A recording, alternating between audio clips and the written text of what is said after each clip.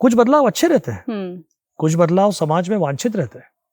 मान लीजिए घूंघट प्रथा थी या कुछ इस तरह की चीजें थी, अच्छी थी। सती प्रथा वो एक और नैरेटिव सेटिंग का एक उदाहरण है मेरी निगाह में। प्रथा किसको कहेंगे? जो बहुत कॉमनली होता हो। पुरातन काल में जाएं तो दशरथ चले गए, उनकी तीनों पत्नियां वही थी।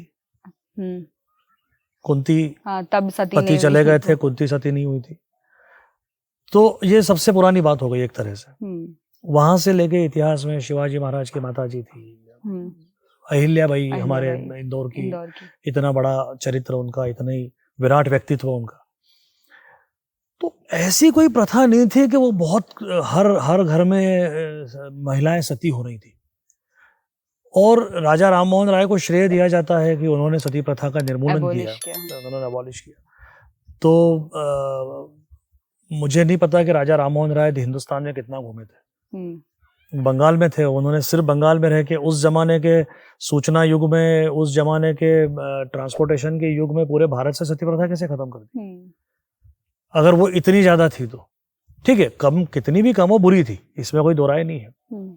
लेकिन हमारा समाज स्वयं ही अपने आप को सुधारता है।